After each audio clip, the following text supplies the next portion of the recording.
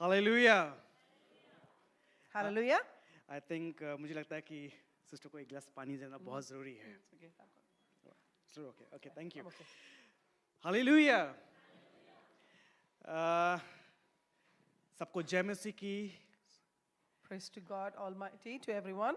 आज एक बार फिर आपके सामने एक नई भाषा हिंदी के साथ. Once again in your presence with the new language, Hindi. मैं इससे पहले मैं आगे बढ़ूं प्रभु के वचन से मैं जानना चाहूँगा कि आप में से कितने लोगों को हिंदी समझ में आती है, चाहे 50-50 हो, थोड़ा बहुत हो, समझ में एटलीस्ट आता है. कितने लोग, can you just raise your hand, कितने लोग समझ में आता है? थैंक यू, धन्यवाद. आप रख सकते हैं. ये सिर्फ थोड़ा सा समझने के लिए कि आपको कितना हिंदी आता है. ओके, मैं इससे पहले प्रभु के वचन में जाऊँ, मैं एक बात मैं कहना चाहूँगा. मैं ये बात आई थिंक तकरीबन मैं पिछले शायद 2 या 3 महीने से मैं यहाँ पर प्रचार कर रहा हूँ एक संडे में. तो मैंने देखा कि मैं सच में मैं धन्यवाद करता हूँ यूथ्स के लिए जो मेमोरी वर्स याद कर आते हैं या बोलते हैं. Amen. I've been talking to you for a couple of weeks now, but before that I want to say something that I'm really impressed for all our children who memorize their memory verse and come. मैं बताऊं, memory verse को memorise करना आसान नहीं है. मतलब प्रभु के वचन को मेमोराइज करना आसान नहीं है. Because it is not easy to memorize the word of God. चाहे वो हम इसको कभी कहते हैं रट्टा तोता, है ना, चाहे हम रट के बोल रहे हैं, समझ के बोल रहे हैं, जैसे बोल रहे हैं, वो आसान नहीं है. And even if it is basically you're trying to memorize it and repeat it as a repetition, but at least it is not easy to memorize that. मैं आज यूथ की तरफ से कुछ बोलूंगा. आज मैं हमेशा आज बच्चों की तरफ से, यूथ की तरफ से उनकी व्यथा को देखते हुए आज मैं कुछ बोलूंगा अभी. Today's message that I want to give is actually on behalf of the youth that we have. मेरे दिल में कभी एक इच्छा आता है कि सारे बड़े लोगों को यहाँ खड़ा करके उनसे एक बार मेमोरी वर्स बुलवाए जाए. I have this desire many a times in my heart to make all the adults stand in the front and make them say the memory verses. मैं सच बता रहा हूँ. But honestly speaking, बच्चों को memory verse सिखाने से पहले खुद भी मेमोरी वर्स याद रखें. before you teach your children the memory verse, please learn the memory verses yourself as well. Sunday school से पहले घर का एक स्कूल है जहां पर पहले प्रभु की वचन की शिक्षा दी जाती है. Amen. Before the Sunday school itself, there is a school within the house where you talk about the word of God. घर के अंदर संडे स्कूल नहीं है तो चाहे पूरा साल आप संडे स्कूल भेजो, कोई फायदा नहीं है. And if you are not teaching the word of God to your child inside the house, no matter how much you try to teach in the Sunday school, in the church, even for an year, it is not going to be useful. क्योंकि बच्चे Sunday school में teacher से सुनते हैं पर घर में अपने माता पिता को वो करते हुए देखते हैं. Amen. So even though the children observe they listen to the teachers in the Sunday school which is taught in church, they observe the parents what they do in the house. मैं एक चीज बताता हूँ कि रियान जो मेरा बेटा है, अभी 4 साल का होने वाला है, और कभी कभार वो कुछ ऐसी बातें बोल जाता है अपने टूटी फूटी भाषा में या कुछ अपनी एक्शन से जहां पर मुझे खुद ऐसा लगता है कि क्या मैं सच में प्रभु के वचन में हूं या नहीं. My own son Rian, who is only 4 years old, and there are things that at times he says that makes me wonder, am I actually myself following the word of God? मैं अभी आपको ये बताऊंगा ऐसा क्यों. अभी हम प्रभु के वचन में जाएंगे. अभी मैं आपको बताऊंगा क्यों मैं इस बात को अभी आपसे बोल रहा हूँ. क्यों, I'll just tell you, बताऊंगा. And I will tell you the reason why I am going into this subject in a few minutes. इसलिए मैं बच्चों को आज मैं एक अधिकार देता हूँ. आज on behalf of pastor John Lee, प्रभु के दास के बिहाफ पे मैं एक बच्चों को एक अधिकार देता हूँ. अपने पेरेंट्स से पूछे एक बार कि पापा मम्मी मुझे एक तो मेमोरी वर्स सुना दो. And on behalf of Pastor John Lee, I'm taking this privilege to ask the children that make sure you go home and ask your parents, mom and dad, can you say a couple of memory verses, please? Pastor, कर सकते हैं ना? We can do that, right? कर सकते हैं. Absolutely. कर सकते हैं. अच्छा है, करिए, अच्छा है. देखिए, कहते हैं जब तक मैं हमेशा एक बात बोलता हूँ कि जब तक पूंछ मतलब टेल, जैसे पूंछ में आग नहीं लगेगी तो हम भागते नहीं हैं. There is a saying that unless your tail is caught on fire, you don't run. तो थोड़ा सा पूंछ में आग लगाना अच्छा है. So it's once in a while good to have some fire in your tail. Amen. प्रभु आइए हम प्रभु का वचन पढ़ते हैं. ये Let- थोड़ा सा, हाँ जी, Let us turn to the word of God. हम पढ़ेंगे रोमियो की पत्री 7, Romans chapter 7 Book of Romans, chapter 7. And book of Romans chapter 8, 7 और 8. ठीक है. अच्छा, अब क्योंकि समय का थोड़ा पाबंदी है मेरे पास, क्योंकि हालांकि पास्टर जी ने मुझे थोड़ा टाइम दे दिया, बट स्टिल मैं कोशिश करूंगा कि आपको ज़्यादा मैं इंगेज ना करूं, बट कम समय में सही समझाने की कोशिश करूं, यही मेरी इच्छा है. लंबा खींचने का मेरा इच्छा नहीं है. Pastor has given me an extra 20 minutes, but I'm not intending to drag that for too long, and I will try to conclude at the right time. मैं कोशिश करूंगा कि आपको जो भी मैं समझाऊं वो छोटे में सही तरीके से समझ में आ जाए. पूरा समय नहीं खींचूंगा. And my intention would be that whatever I try to explain to you, I will keep it concise and that you do understand as well. Romeo, अगर मैं, हालांकि होना तो ये चाहिए कि मैं इस पूरे रोमन 7 को हम पूरा पढ़े और 8 को अगर हम पूरा पढ़े तो थोड़ा सा अच्छा रहेगा. Ideally, I would want for us to be able to read the whole of the book of Romans, chapter 7 and chapter 8. Total almost 60 versus है इसके अंदर. अगर हम दोनों को मिलाए तो 60 के आसपास है. When we add the two, there is about 60 verses approximately. तो मैं चाहूंगा कि अगर या तो सिस्टर या तो कोई भी 7 और 8 इंग्लिश में कोई पढ़ दे एक बार. इससे पहले हम उसको और डिटेल में समझेंगे फिर. Before we go further into the detail, I would like somebody to read the whole of chapter 7 and 8 in English, please, loudly.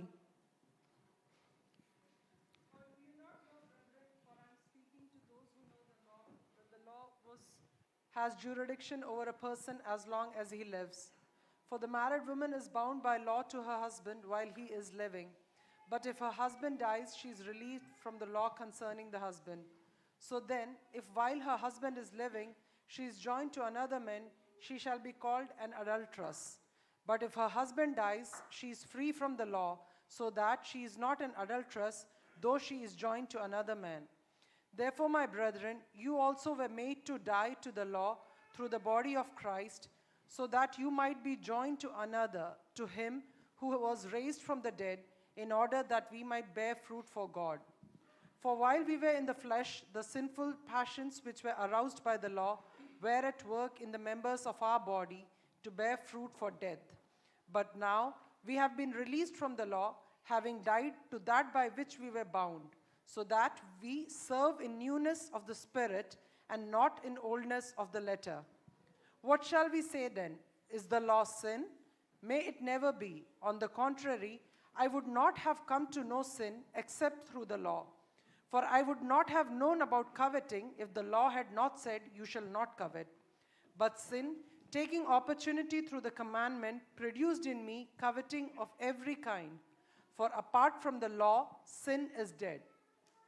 I was once alive apart from the law, but when the commandment came, sin became alive and I died.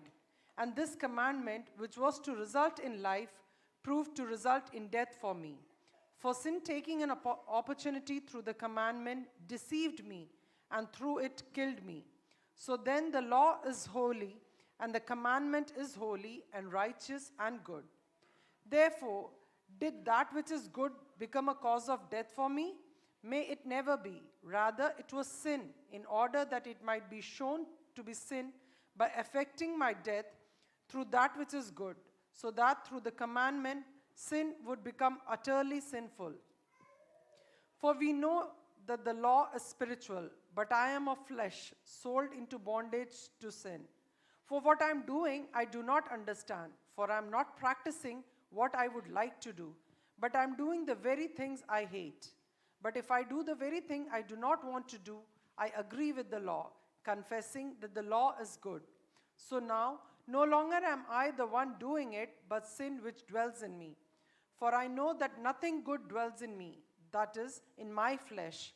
For the willing is present in me, but the doing of the good is not. For the good that I want, I do not do, but I practice the very evil that I do not want. But if I am doing the very thing I do not want, I am no longer the one doing it, but the sin which dwells in me. I find then the principle that evil is present in me, the one who wants to do good. For I joyfully conquer with the law of God in the inner man, but I see a different law in the members of my body, waging war against the law of my mind and making me a prisoner of the law of sin, which is in my members. Wretched man that I am, who will set me free from the body of this death? Thanks be to God through Jesus Christ our Lord. So then, on the one hand, that I myself with my mind am serving the law of God, but on the other with my flesh the law of sin. Can somebody else read chapter 8 for us now? There is therefore now no condemnation to those who are in Christ Jesus, who do not walk according to the flesh, but according to the Spirit. For the law of the Spirit of life in Christ Jesus has made me free from the law of sin and death. For what the law could not do in that it was weak through the flesh, God did by sending his own Son in the likeness of sinful flesh on account of sin. He condemned sin in the flesh, that the righteous requirement of the law might be fulfilled in us, who do not walk according to the flesh, but according to the Spirit. For those who live according to the flesh set their minds on the things of the flesh, but those who live according to the Spirit, the things of the Spirit. For to be carnally minded is death, but to be spiritually minded is like life and peace. Amen. Because the carnal mind is enmity against God, for it is not subject to the law of God, nor indeed can be. So then, those who are in the flesh cannot please God. But you are not in the flesh, but in the Spirit, if indeed the Spirit of God dwells in you. Now, if anyone does not have the Spirit of Christ, he is not his. And if Christ is in you, the body is dead because of sin, but the Spirit is life because of righteousness. But if the Spirit of him who raised Jesus from dead dwells in you, he who raised Christ from the dead will also give life to your mortal bodies through his Spirit who dwells in you. Therefore, brethren, we are debtors, not to the flesh, to live according to the flesh. For if you live according to the flesh, you will die. But if by the Spirit you put to death the deeds of the body, you will live. For as many as you are led by the Spirit of God, these are sons of God. For you did not receive the spirit of bondage again to fear, but you received the Spirit of adoption, by whom we cry out, Abba, Father. The Spirit himself bears witness with our spirit that we are children of God, and if children, then heirs of God, and joint heirs with Christ, if indeed we suffer with him, that we may also be glorified together. For I consider that the sufferings of this present time are not worthy to be compared with the glory which shall be revealed in us. For the earnest expectation of the creation eagerly waits for the revealing of the sons of God. For the creation was subjected to futility, not willingly, but because of him who subjected it in hope. Because the creation itself also will be delivered from the bondage of corruption into the glorious liberty of children of God. For we know that the whole creation groans and labors with birth, pangs together until now. Not only that, but we also, who have the first fruits of the Spirit, even we ourselves groan within ourselves, eagerly waiting for the adoption, the redemption of our body. For we were saved in this hope, but hope that is seen is not hope. For why does one still hope for what he sees? But if we hope for what we do not see, we eagerly wait for it with perseverance. Likewise, the Spirit also helps in our weaknesses. For we do not know what we should pray for as we ought, but the Spirit himself makes intercession for us with groanings which cannot be uttered. Now he who searches the heart knows what the mind of the Spirit is, because he makes intercession for the saints according to the will of God. And we know that all things work together for good to those who love God, to those who are the called according to his purpose. For whom we foreknew, he also predestined to be conformed to the image of his Son, that he might be the firstborn among many brethren. Moreover, whom he predestined, these he also called. whom he called, these he also justified, and whom he justified, these he also glorified. What then shall we say to these things? If God is for us, who can be against us? He who did not spare his own son, but delivered him for us all, how shall he not with him also freely give us all things? Who shall bring a charge against God's elect? It is God who justifies. Who is he who condemns? It is Christ who died, and furthermore is also risen, who is even at the right hand of God, who also makes intercession for us. Who shall separate us from the love of Christ? Shall tribulation or distress or persecution or famine or nakedness or peril or sword? As it is written, for your sake we are killed all day long. We are accounted as sheep for the slaughter. Yet in all these things we are more than conquerors through him who loved us. For I am persuaded that neither death, nor life, nor angels, nor principalities, nor powers, nor things present, nor things to come, nor height, nor depth, nor any other created thing shall be able to separate us from the love of God which is in Christ Jesus our Lord. Amen. Amen. Thank you for reading. इसको बहुत लंबे को पढ़ने के लिए मैं आप सच में धन्यवाद करना चाहूँगा. Amen. Thank you really for reading the whole chapters. बहुत ज़रूरी है क्योंकि प्रभु का वचन को पहले पढ़ना फिर उसको समझना बहुत ज़रूरी भी है. It is very important that we read the word of God first and then we understand the word of God. देखिए ये दोनों चैप्टर ये अपोस्टल पौलुस ने लिखा, ये दोनों चैप्टर किन के लिए है पहले मैं आपको वो बोलना चाहूँगा. First of all, I want to tell you this chapter that was written by Apostle Paul, but who did he write these two chapters for? सबसे पहला Romeo 7:1. Romans 7 verse 1 it says, Hindi में लिखा है कि हे भाइयों क्या तुम नहीं जानते कि मैं व्यवस्था के जानने वालों से कहता हूँ. तो मतलब कि ये उनके लिए है जो प्रभु के वचन को जानते हैं या व्यवस्था को जानते हैं. तो पहले ये इनके लिए, तो एक मतलब एक चर्च के लिए है. ये पौलुस एक कलीसिया के लिए कह रहे हैं, कलीसिया के लोगों को कह रहे हैं, उनके लिए कह रहे हैं जो प्रभु के वचन को जानते हैं. द टिपिंग पॉइंट है कि प्रभु के वचन को जानते हैं. Amen. In the first verse itself, he actually already says, know you not, brethren, for I speak to them that knows the law. So he's already mentioning that this is for the people who are already called and separated, and they are the children of God, and they already know the word. Yet he's emphasizing that. और दूसरा है Romeo 8:16. And the second one is the Romans 8 verse 16. It says, आत्मा आप ही हमारे आत्मा के साथ गवाही देता है कि हम परमेश्वर की संतान हैं. the Spirit itself bear witness with our spirit that we are children of God. तो मतलब कि दो कंडीशन है इस वचन को समझने के लिए कि पहला कि वो ये उन लोगों के लिए है जो प्रभु के वचन को जानते हैं, और एक उन लोगों के लिए साथ साथ उनके लिए कि जो प्रभु की आत्मा हमारे आत्मा को पहचानती है. Amen. So the two conditions for this passage or this part that we read is Paul is reminding us once again that first of all we the children of God who knows the word of God, at the same time when the God's spirit bears witness to our spirit. देखिए ये दोनों बातें अलग अलग है. ये जरूरी नहीं कि आपको प्रभु का वचन मालूम है तो आप आत्मा में है, जरूरी नहीं है.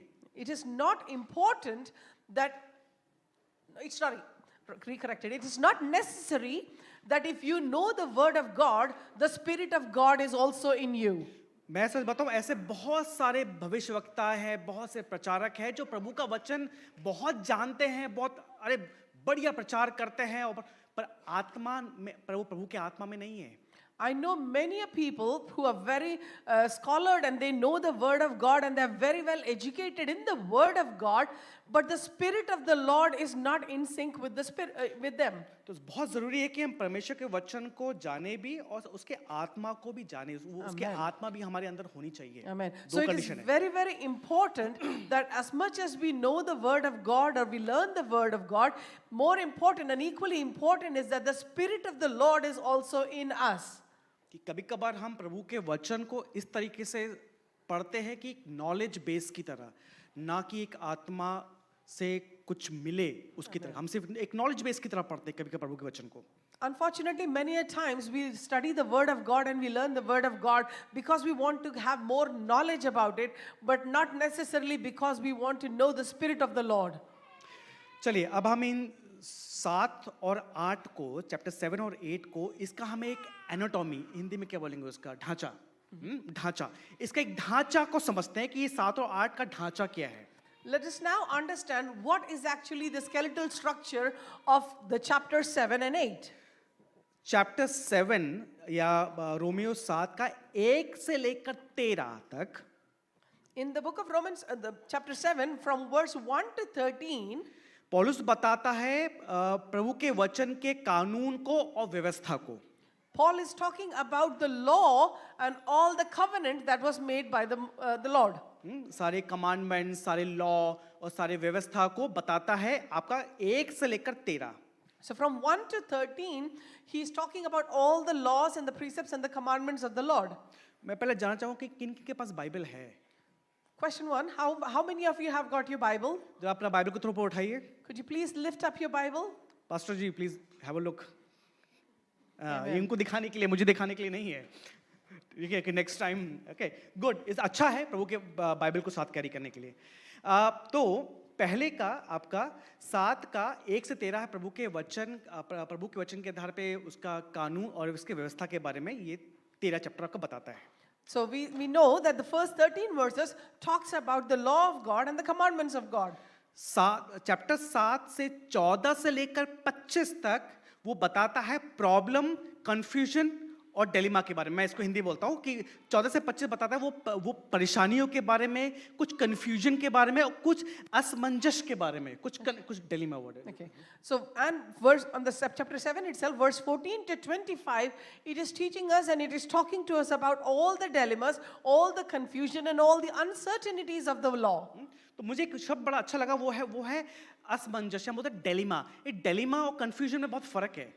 डिलेमा में होता है कि क्या करे क्या ना करे। When it talks about the dilemma is basically when you have two options and you don't know which one to follow, this or that.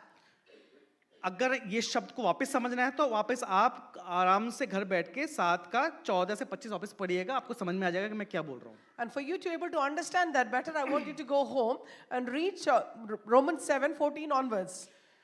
फिर चैप्टर 8 से 1 से लेकर रोमन चैप्टर 8 1 to 39 दिखाता है उसका समाधान, इस डेल्यूशन का या इस कंफ्यूजन का समाधान, solution. And when you come to Romans chapter 8, from 1 onwards, it talks about the how to solve the dilemma that you had, or what is the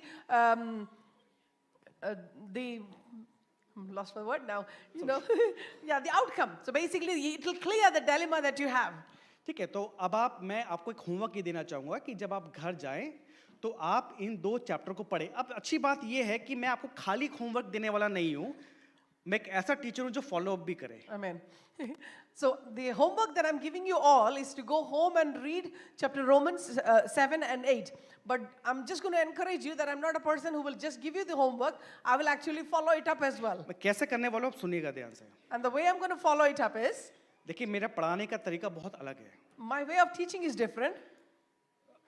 मैं खाली ये नहीं बोलता कि आप घर जाइएगा कृपया करके और प्रभु के वचन को पढ़िएगा, मैं ये कभी नहीं बोलता। I will never tell you that I want you all and I'm encouraging you to go home and read the word of God, क्योंकि मुझे पता कोई नहीं पढ़ेगा। because I very well know that you won't read it. सच बता रहा हूँ, मेरा इतना साल का पूरा 15-16 का एक्सपीरियंस ये कहता है कि सच में अगर पादरी कितना भी अच्छा प्रचार कर ले, अगर वो बोलेगा घर जाके ये 2 वचन पढ़ लेना, मैं सच बता रहा हूँ अगले 1 हफ्ते तक वो पढ़ेगा नहीं, गारंटीड है। I can say with complete confidence and guarantee that even if the pastor tells you that I want you to go home and read these passages, you will actually never touch that and you will not read it. तो उस problem को solve करने के लिए अब मैं आपको एक तरीका बताता हूँ। And the way to solve that problem is, अगर आपको लगता है कि इस जगह पे ये खाली मेरे लिए नहीं है, यहाँ पर जो भी आके प्रचार करे, पास्टर जॉन प्रचार करे, कोई भी करे, उन सब के लिए भी सेम है। अगर आपको लगता है कि जो प्रचारक जो प्रचार कर रहा है वो आपके लिए एक आशीष का कारण है, तो and if you think that the person who is speaking in the front, no matter who is speaking, if that word is going to be a reason for a blessing, तो ये आपका भी एक रिस्पॉन्सिबिलिटी बनती है कि अगर ये व्यक्ति आपके लिए एक आशीष का कारण है तो आप भी उसके लिए एक आशीष का कारण बन सकते हैं. Amen. So if the person speaking to you is becoming a reason for your blessing, that you can in turn be a reason for their blessing. वो इस तरीके से कर सकते हैं. And that you can do in such a way. आप उनको at least या कॉल करके या व्हाट्सएप करके या टेक्स्ट मैसेज करके आप एटलीस्ट ये लिख के भेज दीजिए कि आज प्रभु के वचन से प्रभु ने आपसे क्या बात करा. Amen. You can in return go and when you read that passage or whatever you understood, you can text message or you can call up the person who preached and let them know what you understood from the word of मैं God. सच बताऊं ना, ये एक pastor के लिए बहुत एक encouraging रहता है कि जब उसके कलीसिया के लोग आके उसको मैसेज कर देंगे ना कि पास्टर जी आज प्रभु के वचन से, चाहे वो 2 लाइन ही क्यों ना हो, अच्छा लगा आज प्रभु के वचन से, मुझे प्रभु ने आज ये बात की. 2 लाइन लिखने में कुछ नहीं जाता, पर आपको बताऊं वो 2 लाइन लिखने में आपको तो कुछ नहीं जाएगा, पर जिसको आप मैसेज भेज रहे हैं उसके लिए ना एक आशीष का कारण होता है, क्योंकि उस मैसेज को बनाने के लिए उसने क्या कीमत चुकाई है वो आपको नहीं मालूम. Amen. So when you encourage, when you write those few lines of, what you understood and how you received the message, and you let the pastor or the person who was preaching know, it is a reason for their blessing because you have no idea what sacrifice they have made to prepare that message for you. 40 minute के message को prepare करने के लिए आपके पासवान जो कीमत चुकाते हैं उस कीमत की वसूली हम जिसे हम कहते हैं ना, वो आप ऐसा कर सकते हैं कि एटलीस्ट उनको एक एनकरेजिंग वर्ड टाइप के भेज दे. आज प्रभु के वचन से आज प्रभु ने मुझे ये बात किया, उसके लिए वही बहुत है. थैंक यू उनको नहीं चाहिए, उनको चाहिए कि आपने क्या सीखा. Amen. We're not asking you to write a thank you message in return for the message that you heard, but instead you just need to write them in a small note as to what you understood from that passage. तो मैं ये आशा करूंगा at least आज मेरा वो number WhatsApp group पे है. ऐसा आप नहीं कह सकते कि मुझे आप मेरा नंबर आप नहीं जानते, ग्रुप पे है. ग्रुप में अगर नहीं है तो आप सिर्फ शिवा से बात करें. तो एटलीस्ट मुझे व्हाट्सएप पे एटलीस्ट 3 या 4 लोग को भी, चाहे वो यूथ से हो, जवानों से हो, बड़ों से हो और बड़ों में से हो, कहीं से भी हो, बस एक मैसेज लिख दे, पास्टर जी आज प्रभु के वचन में से बात करी और ये था आज प्रभु ने मुझसे बात करी. एटलीस्ट सिंपल करेंगे तो मेरे लिए अच्छा आशीष का कारण है. So I'm encouraging all of those who have your phones, be that children, youth or adults, whoever, from the message today, my number is on the group, and if you haven't, so that's not an excuse that you don't have my number. Please do send whatever you understood. Thank you. ये था मेरा session 1 जो होता है यहाँ खत्म. मैं और लंबा नहीं खींचूंगा इसको. अब आ रहा हूं अपने मेन पॉइंट पे. Hallelujah. ओके देखिए, हालांकि जो मैसेज मैंने प्रिपेयर किया था, I praise God Sajit brother, उन्होंने ऑलमोस्ट वो मेरा पूरा process, Sajit brother where are you, almost उन्होंने वो मेरा मैसेज वहाँ पर ही कवर कर लिया है, इसलिए मुझे ये सब बोलना पड़ा टाइम खींचने के लिए. I was actually trying to drag the time a little bit because the message that I had prepared, Brother Sajit, when he gave the exhortation, he covered most of those things. बहुत सारी बातें थी जो उन्होंने almost cover कर दी. Thank you brother, you saved my time as well. Amen. I thank Sajit brother for covering that. प्रभु के दास से सिद्ध भाई ने एक वर्ड यूज किया, उनका स्टार्टिंग में था कि पुराने नियम को हम नए नियम के आत्मा के, ब्रदर कैन यू रिपीट, आप वो स्टेटमेंट रिपीट कर सकते हैं, आपने क्या कहा था? Right, and you said one more thing कि पुराने ओल्ड टेस्टमेंट को नए नियम के प्रभु के आत्मा के द्वारा समझे, Amen. With the new spirit से समझे, विद द न्यू कवन से. पुराने नियम को नए नियम के नए आत्मा के द्वारा समझे. बड़ा अच्छा पॉइंट था इनका ये.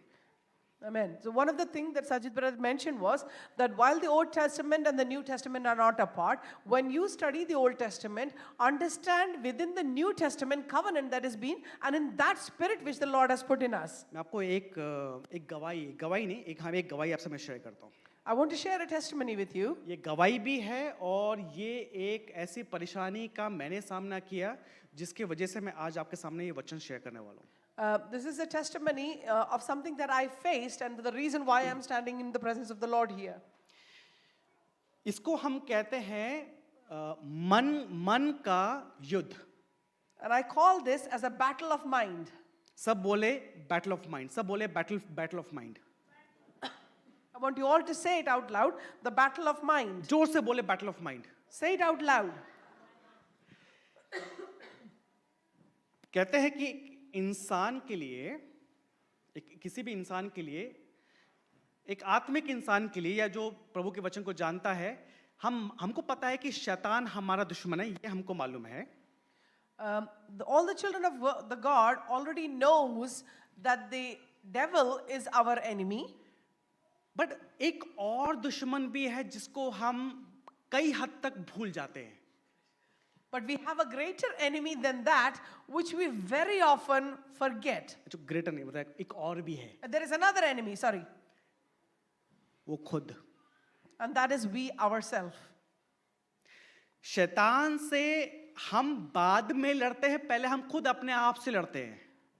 We fight with the devil or we stand up against him way late, but we have to fight ourselves first.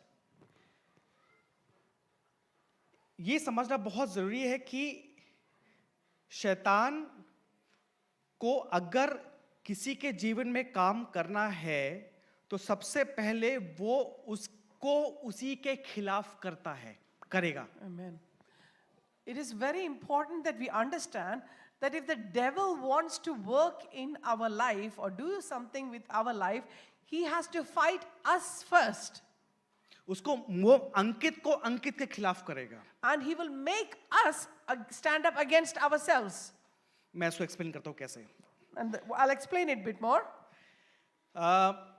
मैं एक ऐसे जगह में पैदा हुआ जहाँ पर हमारे पास स्पिरिचुअल आत्मिक वातावरण भी था और आत्मिक वातावरण भी था. दोनों थे. मतलब एक ऐसी जगह पे हुआ जहाँ पर हम चर्च में भी जाते थे और बहुत जगहों पे भी जाते थे. I was born and brought up in a place where I had a lot of spiritual people around me, and there was a very non-spiritual environment as well. देखिए, जब हम बड़े होते हैं तो हमको, आप अब नोटिस कीजिएगा, आई थिंक ये यूथ को क्या आपको समझ में आएगा सारी बातें.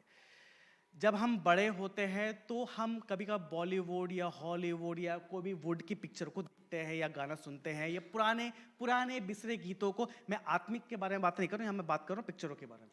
हम वो सुनते हैं, अच्छा लगता है, कभी कभी उसको हम गुनगुनाते भी हैं. As we were growing up, we probably would have watched a lot of movies, and there were some songs probably which were our old-time favorites one as well. And we know those songs, and probably often comes to our mind, and we hum it as well. कभी कभार हम बर्तन धो रहे हैं या कपड़े धो रहे हैं, कुछ काम कर गाय चला रहे हैं, तो वो पिछले 25-30 साल पुराने कुछ ऐसे गीत याद आ जाते हैं जो कि फिल्मों में गाए जाते थे. अच्छा लगता है सुनने में या बोलने में. And sometimes unknowingly, while you're doing some household chores, you know, those songs probably which you heard about 20-30 years ago, and when you were very young, it comes to your mind and it kind of suits your mind.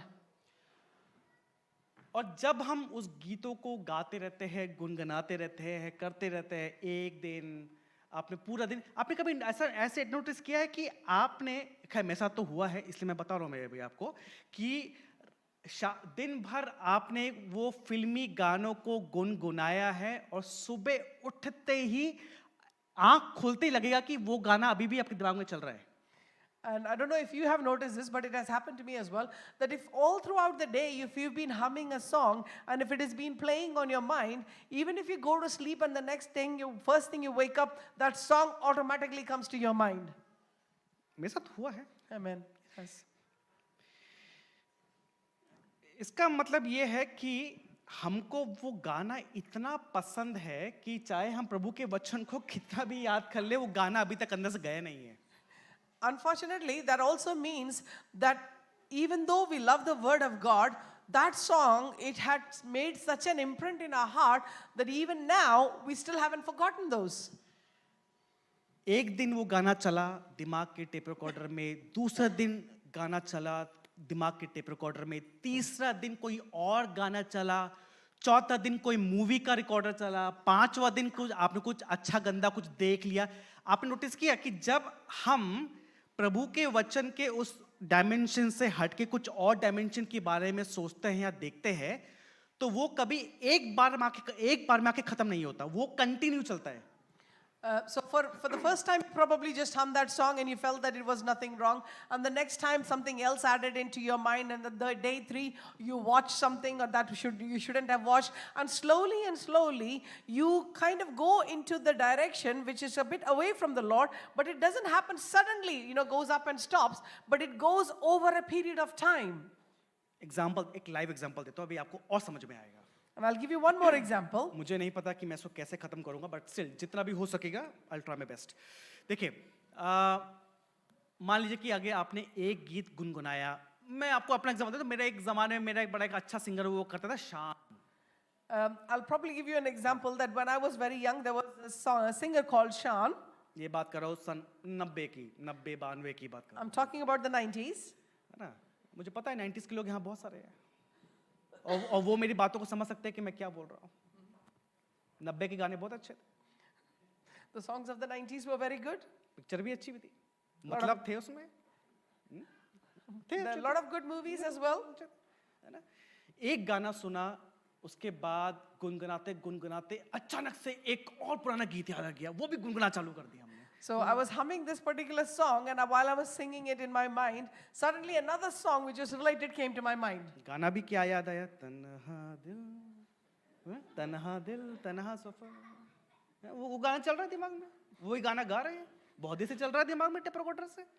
And I was just humming this song. It was, I think, something about lonely तन्हा heart. दिल तन्हा सफर. The lonely heart and a lonely journey, and continuously singing, and started another song in my mind. अचानक से रियान बोलता है, पापा Bible song. And suddenly, Rian tells me, Dad, Bible song. अब भैया पादरी साहब हैं, तो अब पादरी साहब अब यहाँ तो फंस गए ना. So suddenly, now I'm caught. अब हम भाई बेटे के सामने, मुझे लगा कि मैं बेटे के सामने ब्लफ कर रहा हूँ, पर नहीं, ब्लफ नहीं कर पा रहा हूँ. बेटा सुन रहा है मेरी बात, वो अचानक से बोलता है कि पापा Bible song. So I could not actually bluff in front of my own son because he reminds me, Dad, Bible song. अब यहाँ पे एक चुनाव आएगा मेरे सामने. Now I have a choice to make. या मैं उसी चीज को मैं करता चला, उस एक्ट को वापस करता चला जाऊं, या मैं एक चुनाव करूं स्विच ओवर करने के लिए. So the choice that I have now is either I would continue to sing or do what I was doing, or I would switch over to something else. देखिएगा, मैं खाली आपको ये एक एग्जांपल इसलिए दे रहा हूं ताकि कुछ बातों को आप अपने से रिलेट करें. And the reason I'm giving you this as example is so that you can relate it. Please आप मेरे शब्दों से ज्यादा मेरे शब्दों के पीछे के मतलब को समझने की कोशिश करें, मैं क्या बोलना चाह रहा हूं. And more than my words itself, and I want you to understand the reason for what I'm telling you. अब यहाँ पर मेरे पास दो ऑप्शन है, या तो मैं कंटिन्यू करता चले जाऊं, रियान को चुप करा दूं, और उसके बाद फिर मैं वापस शुरू हो जाऊं, और या तो मैं स्विच ओवर हो जाऊं. So the choice that I had was that I could very easily continue what I was doing, and I could have asked Rian to be quiet, or I could switch to different thing. अब अंदर हमारे मन के अंदर देखिए, हमारे वो गीत हमारे मन के अंदर चल रहा है. Remember, the song is actually going inside my mind as well. Mind के अंदर एक और चीज भी काम करती, वो है हमारा conscious. And within our mind, there is something else that is very active, is our conscious mind. इसको जस्टिफाई करने के लिए आप एक बार पढ़े रोमियो 9 का 1. And for that reason, I want you to read Romans chapter 9, verse 1. It says, I say the truth in Christ, I lie not. My conscience also bearing me witness in the Holy Ghost. मैं मसीह में सच कहता हूँ, झूठ नहीं बोलता, और मेरा विवेक भी पवित्र आत्मा की गवाही देता है. तो यहाँ पर शब्द है विवेक, या हम बोले हमारा कॉन्शियस. तो हमारे मन के अंदर एक और काम करता है, वो है हमारा conscious. so that which works within our mind also at all time is our conscience. अब कॉन्शियस हमको बोलता है, या देखिएगा प्रभु का वचन मल्टीपल तरीके से, बहुत तरीके से हमसे बात करता है. प्रभु हमसे कई तरीके से बात करता है, अपने प्रभु के वचन के द्वारा, हमारे कॉन्शियस के अंदर, बहुत सारे तरीके से प्रभु हमसे बात करता है. Remember that the God can communicate with us in various ways, one of them being the word of God itself, but at the same time, our conscience within us is also a means for God to talk to us. Conscious में प्रभु का वचन बोलता है कि बस कर बेटा, बस रुक जा, बस रुक जा. In the conscious mind, the Spirit of the Lord is reminding us, enough, my child, enough, stop now. But अभी मन कुछ और बोल रहा है, हमारा कॉन्शियस कुछ और बोल रहा है. But at the same time, our mind then has a different battle. So my conscience is wanting something, but my mind is wanting something else. मेरा माइंड अभी बोल रहा है कि मैं गाना सुनूं क्योंकि बहुत थका हुआ हूं और मैं इसको सुनना चाहता हूं ताकि मुझे थोड़ा सा शांति मिले, आराम मिले. पर मैं कॉन्शियस मेरा बोल रहा है, जो प्रभु के वचन के आधार पे है, बोल रहा है नहीं, अभी मत, हो गया, बस, enough is enough, stop.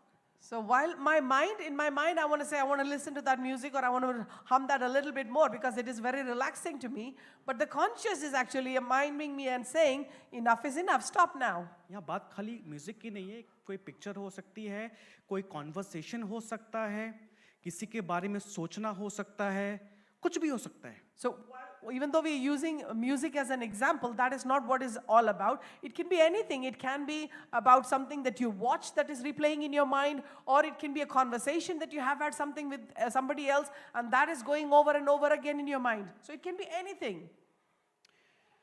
अचानक से प्रभु बोलता है रुक जाओ.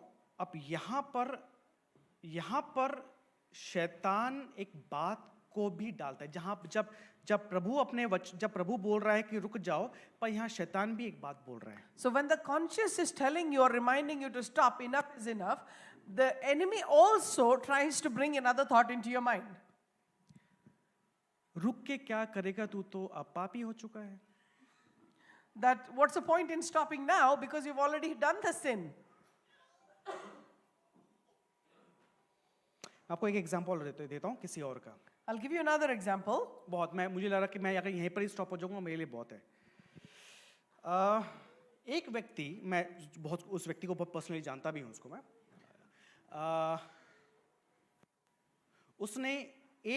उसने वो भी प्रभु का, खैर मैं वो नहीं बोलूँगा, वो एक ऐसा व्यक्ति जिसको मैं बहुत टाइम से जानता हूँ.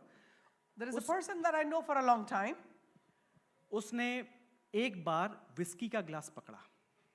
On one occasion, he goes and picks up a glass of whiskey. बोल सकते हैं शब्द को, ऐसी बात नहीं है, बोल सकते हैं क्या. और उसने इसको पिया. And he drank it. एक दो बार उसने और करा. He did couple more times. अचानक से उसके अंदर से एक बात आई, कॉन्शियस में आया, रुक जा. And in his the conscious mind within him told him that you have to stop now. वो उस एक्ट को इतने बारीक कर चुका था, और मैं बताऊं वो एक प्रभु का दास था. And unfortunately, he was a servant of the Lord, and he had done this so many times. अचानक से शैतान भी ये बात बोलता है, अब तू रुक के क्या करेगा, तू तो अब पापी हो चुका है, अब तू तो किसी काम का नहीं है. शैतान ने बोला इस बात को. And the enemy tried to put in his mind that there is no point in stopping now. You've already become a sinner now, and you've already disobeyed. अब उसके सामने दो चुनाव है कि किसकी बात माने. So the choice this person had was to whom should he listen. ये यहाँ पर चुनाव करना आसान नहीं है. And it is not easy to make those choices at that point. क्योंकि कहीं ना कहीं अंदर कॉन्शियस हार्ट के अंदर तो हमने एक तरह से, देखिए कॉन्शियस हार्ट जब काम तभी करता है जब प्रभु का आत्मा आपके अंदर काम करता है. Amen. The conscious mind within you works only when the Spirit of the Lord is in you. प्रभु का आत्मा आपके अंदर है तो ही प्रभु का वचन आपके अंदर आपसे बात कर रहा है. And remember, if the Spirit of the Lord is inside you, only then the Word of God will communicate with you. शैतान क्या बोलता है कि प्रभु का आत्मा तेरे अंदर नहीं है, तू अब पापी है, तो तू अब तू जो कर रहा है सो करते रहे. But the enemy will try to tell you that the Spirit of the Lord is not in you, so you have already become a sinner, so continue the sin. English में दो शब्द है, एक है रिपेंटेंस और दूसरा है condemnation. There are two words in the Bible, which is repentance and condemnation. Repentance होता है पश्चाताप, Repentance means when you genuinely repent, और कंडेमनेशन होता है किसी पे दोष लगाना. and condemnation is to find somebody guilty. शैतान दोष लगाता है और प्रभु का आत्मा पश्चाताप के लिए बात करता है. So the enemy constantly tries to condemn you, but the Spirit of the Lord guides you towards repentance. दिल के अंदर दो बातें आएगी कि आपके अंदर या मेरे अंदर प्रभु का वचन कॉन्शियस में जब प्रभु बात करता है तो वो तभी बात कर रहा है कि हाँ अंदर एक रिपेंटेंस चल रहा है कि हाँ आपने वो गलत करा है, रिपेंटेंस है पर अभी आप उससे निकल नहीं पा रहे. So when the Spirit of the Lord or the conscious within you is trying to tell you to stop something, that repentance overfills your heart. So you actually want to come out of that, but that battle is still ongoing. जब मेरे साथ ये चीज हुआ कि जब मैं उस गाने को बार बार सुन रहा हूँ, बाबा सुन रहा हूँ, बाबा सुन रहा हूँ, और अचानक से फिर शैतान मुझे बोलता है कि अरे तेरे को तो जो तू पढ़ रहा है, अपना थियोलॉजी पढ़ रहा है, वो तेरा पढ़ने का फायदा क्या है, तू तो ऑलरेडी सब सुन रहा है. अब वहां पर मेरे पास एक चुनाव है कि अब मैं क्या उस बात को कंटिन्यू करूं जो मैं करता आ रहा हूं, या मैं कुछ एक ऐसा कदम उठाऊं जो सबसे अलग हो. Amen. So if I was singing that song and in my mind when the enemy is trying to remind me that I'm already a sinner, what's the point? Carry on doing what you're doing. My choice is, do I continue with what I'm doing or should I take a bigger step? यहां पर काम आता है आपके memory verse. And that's when the memory verses come to hand. क्योंकि प्रभु का वचन ही है जो आपको उस डिलेमा से बाहर निकालेगा. And that's the right time when the word of God will pull you out of that dilemma. लोग डिप्रेशन में, एंजाइटी में या उन सब चीजों में इसलिए पड़ जाते हैं क्योंकि उनके पास प्रभु का वचन ही नहीं है, तो वो डिफेंड कैसे करेंगे अपने आप को. Many a time people fall into these anxiety and the depressive attacks and all of those things because the word of God is not in that heart to overcome those situations. तो प्रभु का वचन जब मेरे पास जब मेरे पास वो situation आई तो मैंने बोला okay Ankit, you did wrong, पर मुझे पता है तूने गलत करा, पर प्रभु तेरे से प्यार करता है, don't worry, do it again. एक बार फिर से एक नई शुरुआत कर. Amen. So when I was in that position, even though the Spirit, I was able to overcome that by reminding myself, yes, Ankit, you have done wrong, but don't worry, God still loves you. Start again. कभी कभार अपने आप को थपथपाना बहुत जरूरी है. Many a times it is very important that you pat yourself on your back. मैं चाहूंगा एक बार अपने आप को थोड़ा थपथपाइए, बोले एक बार एक नए तरीके से शुरुआत. एक बार बोलो ना, एक नए तरीके से शुरुआत. I encourage you to pat yourself and put your hand on your heart and say that we will start anew. दिल से आंखें बंद करके या Close your eyes and say it with your heart. बहुत बार गिर गए, बहुत बार पाप में गिर गए, कल ही गिरे, 1 घंटे पहले गिरे, 10 मिनट पहले गिरे, कोई बात नहीं, एक बार फिर हो जाए, एक बार फिर से कोशिश की जाए. Amen. I want you to close your eyes and say it within your heart that yes, I have fallen yesterday, I've fallen about an hour ago, and again I've done it, Lord. But it's okay, I will start new once again. पता शैतान फिर क्या बोलेगा? मुझे पता है तू कल भी करेगा. And the devil will immediately say to your heart, I know you'll do it again tomorrow. कोई दिक्कत नहीं. But it's okay. कोई दिक्कत नहीं. क्योंकि ये काम आपको हर रोज करना है. Because you have to do this repentance every day. Because आप गलती आपने करी, आपको पश्चाताप हुआ, अपने आप को उठाना सीखिए. Amen. Every time you make a mistake and you recognize that you have done a mistake, you have to learn to step up. Problem गिरने में नहीं है, प्रॉब्लम यह है उस गिरे अवस्था में रहने में. Amen.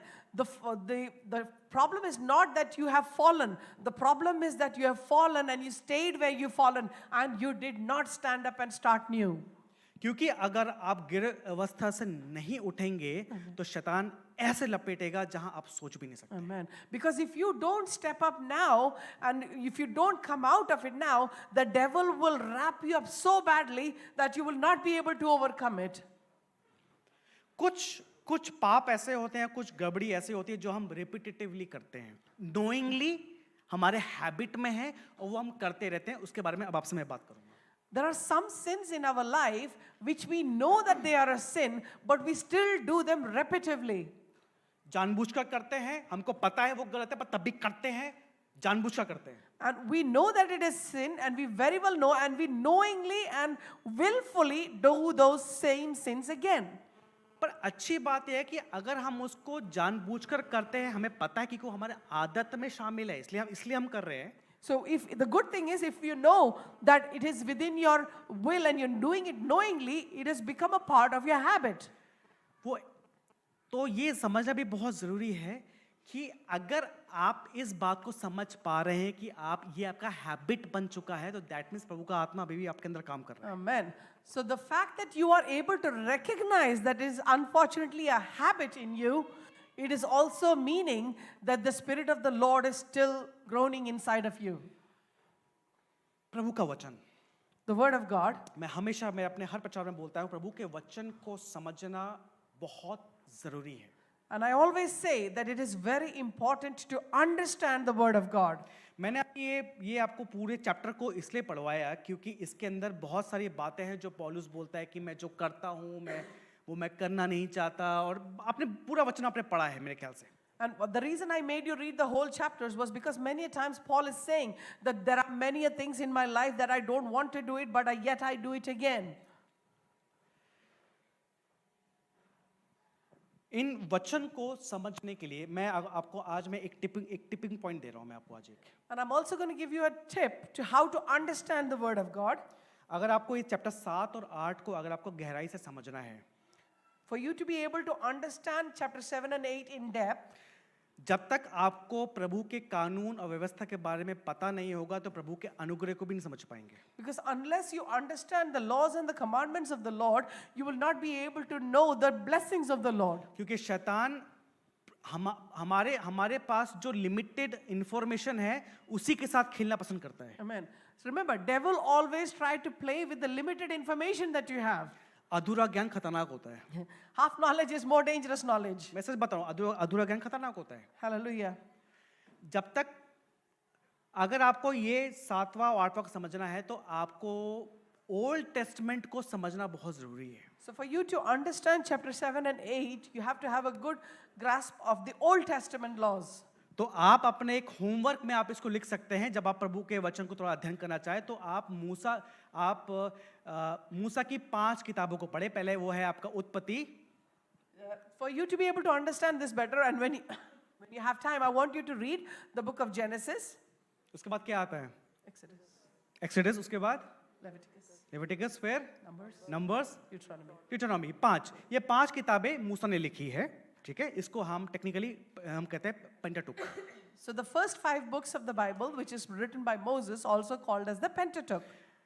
इन 5 किताबों के अंदर व्यवस्था कैसे बनी, कानून क्या है, वो सब सारे सवाल का जवाब आपको इस 5 किताबों में मिलेगा.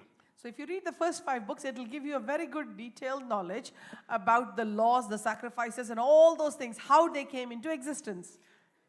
ये 5 पढ़ेंगे, उसके बाद फिर आप जब नए नियम की बातों को पढ़ेंगे या आप रोमन्स पढ़े या आपको भी कुछ भी पढ़े, आपको क्लियर समझ में आएगा कि शैतान खेलता कैसे दिमाग के अंदर. So when you read those 5, and then when you read any of those new chapters or the New Testament books, you will very clearly understand how the devil works in your mind.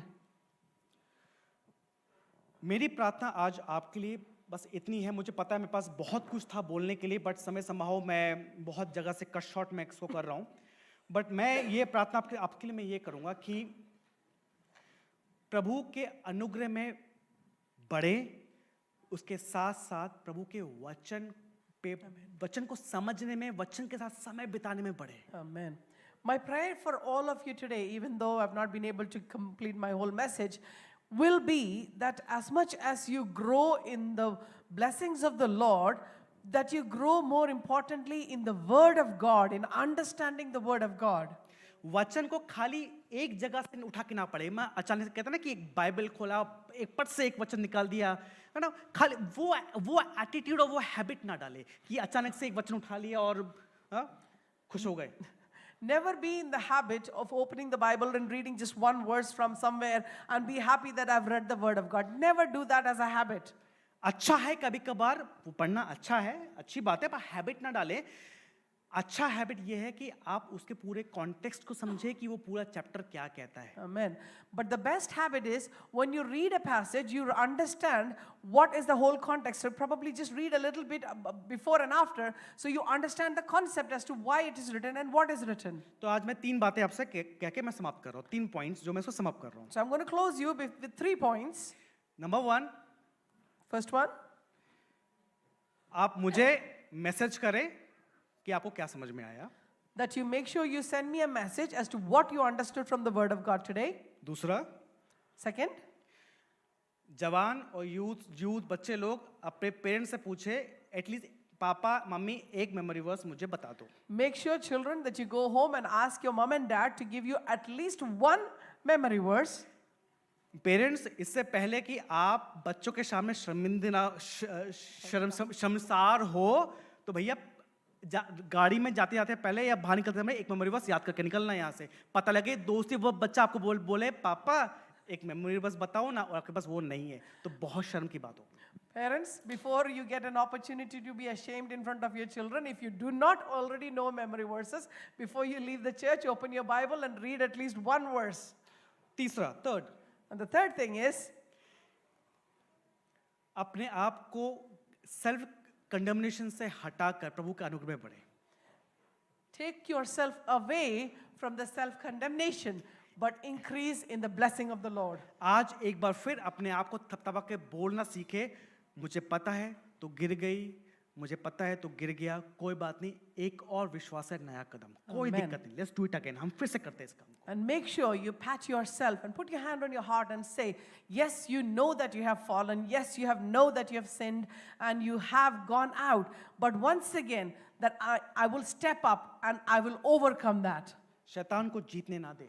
Do not allow the enemy to win over you. अगर शैतान जीत गया, And if the enemy wins, कोई बात नहीं, अगला दिन फिर से है, फिर से अपने आप को थपथपाएं और बोले लेट्स डू इट अगेन.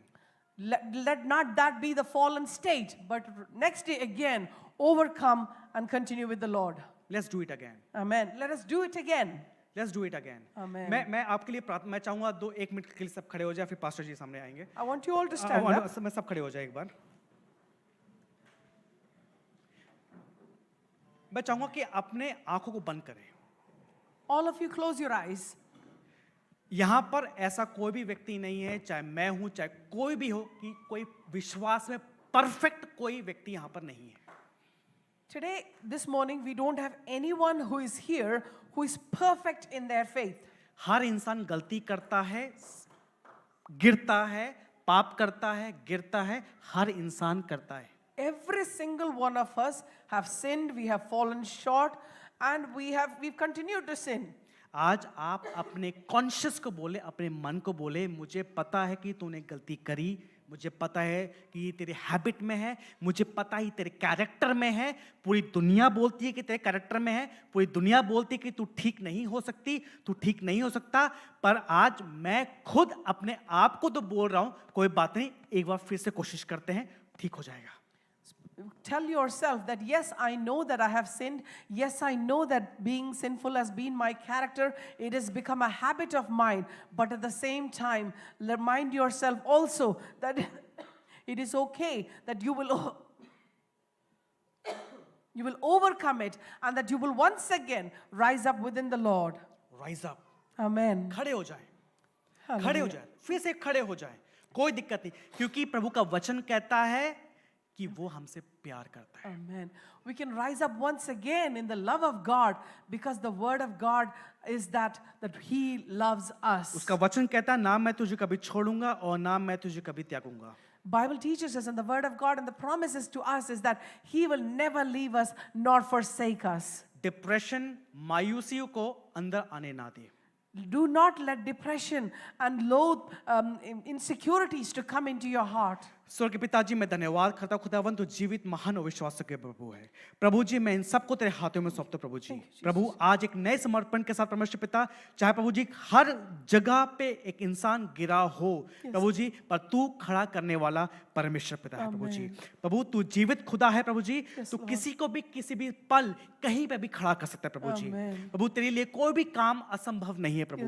तो प्रभु आज पिता पुत्र पवित्र आत्मा के नाम से परमेश्वर पिता प्रभु जी, प्रभु जी पूरी जगह पर प्रभु तेरे आत्मा के अभिषेक को भेजते हैं परमेश्वर पिता प्रभु जी. प्रभु आज एक नए विश्वास के साथ प्रभु जी, एक नए दिशा के साथ परमेश्वर पिता Amen. ये खड़ा होना सीख जाए परमेश्वर पिता. Yes, फिर से Lord. प्रभु जी राइज अगेन, फिर से खड़े हो जाए प्रभु जी. Yes, Lord Jesus. जो पुरानी इच्छाएं थी, जो बहुत से जो दर्शन जो प्रभु बहुत से प्रभु मैं देख पा रहा हूँ परमेश्वर पिता, यहाँ पे बहुत से लोग ऐसे हैं जहाँ पर कई साल पहले प्रभु ने किसी को दर्शन दिया है, कुछ बहुत प्रभु के लिए बहुत बड़ा काम करने के लिए प्रभु.